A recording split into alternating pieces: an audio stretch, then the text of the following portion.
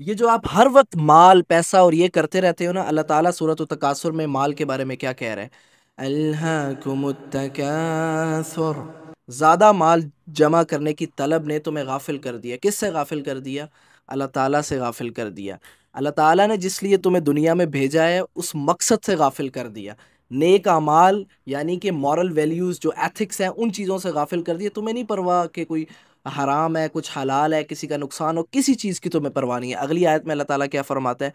حَتَّى زُرْتُمُ الْمَقَابِرَ، یہاں تک کہ تم نے قبروں کا منہ دیکھ لیا۔ انسان ساری زندگی پیسہ کماتا رہتا ہے کماتا رہتا ہے۔ یہاں پہ ایک مجھے حدیث یاد آتی ہے، انسان کا مال، انسان کا پیسہ کیا ہے؟ جو اس نے کھا لیا، جو اس نے پہن لیا، یا پھر اس نے جو اللہ تعالیٰ کی راہ میں صدقہ چیریٹی کر دی، یہ اس کا مال ہے۔ اس کے علاوہ جو کروڑوں اربوں روپیہ اگر ہے تو اس میں حدیث میں آتا ہے وہ تو تم مر گئے، قبروں میں پہنچ گئے، اس کے بعد جو پیچھے لوگ رہ گئے وہ تو ان کے لیے تمہاری اولاد کا، یہ ان کا تمہارے کام تو نہ آیا۔ پھر ایک اور حدیث مجھے یاد آتی ہے کہ قبر میں آپ کے ساتھ تین چیزیں جاتی ہیں، ایک چیز آپ کے ساتھ رہتی ہے، دو واپس آ جاتی ہیں۔ آپ کے گھر والے آپ کے ساتھ جاتے ہیں، آپ کا مال آپ کے ساتھ جاتا ہے، آپ کے اعمال آپ کے ساتھ جاتے ہیں قبرستان جنازے میں۔ آپ کے گھر والے واپس آ جاتے ہیں، آپ کا مال واپس آ جاتا ہے، صرف اور صرف آپ کے اعمال جو ہے وہ ادھر رہ جاتے ہیں۔ ایک اور واقعہ حضرت ضحاک رضی اللہ تعالیٰ عنہ کا، حضرت ضحاک رضی اللہ تعالیٰ عنہ نے ایک بندے سے پوچھا کہ یہ، اس کے پاس درہم تھا ایک، مطلب آپ کہہ لیں 1 روپیہ تھا اس کے پاس، پوچھا یہ کس کا ہے؟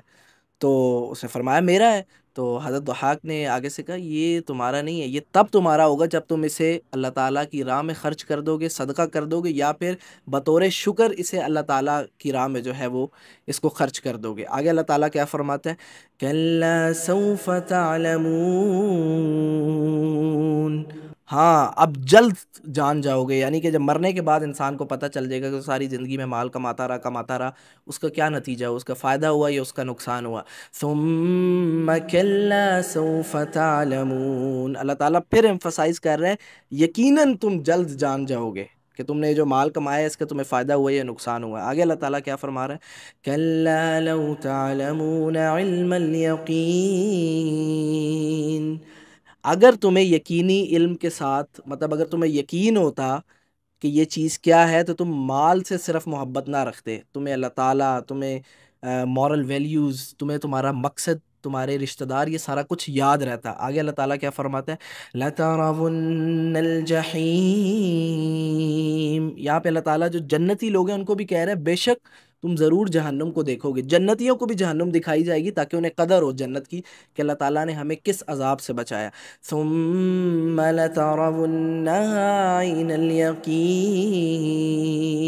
پھر اللہ کہہ رہے تم اسے یقین کی آنکھ سے، تمہیں یقین ہو جائے گا۔